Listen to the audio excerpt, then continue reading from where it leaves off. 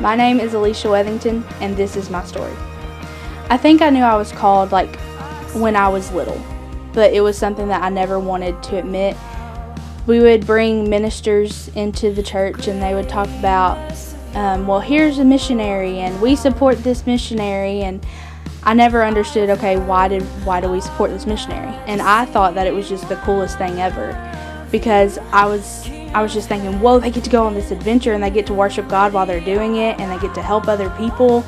And I never knew what was really behind it, but I've always had an interest in missions. And when we went to Myrtle Beach, they brought in a guy who had been saved through one of the missionaries, and that really hit me because I got to talk to him and hear the impact that it had on his life.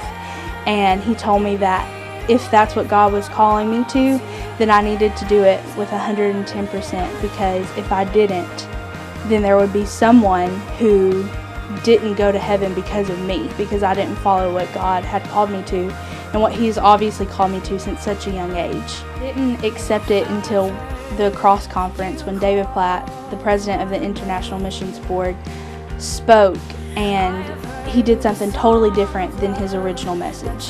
He talked about how he had gone up into the mountains and seen these people groups that haven't been led to Christ, and they're totally desolate, and the only people that get there are the people that are living there. Some of the steps that I plan on taking to making this call a reality is to go to school and further educate myself on the world and how to educate others. And I think that getting a degree in elementary education would help me, because I will be able to go over to other places and be a teacher, but I could teach them more than A plus B equals C and how to spell cat in English.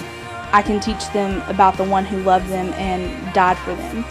And if they grew up knowing that, I feel like their lives would be so much better. One of the fruits I would like to see from following God's plan is, first of all, other people getting to know Him and getting to grow into a relationship with Him, even if it is in secret, in the worlds that aren't allowed to follow Christ. I want to be a part of that movement, because they have such a powerful faith, and when they come to know God, that it kind of makes me wonder, why don't we have that here? We're so free, and we don't realize how free we are to worship Him, and we still don't do it.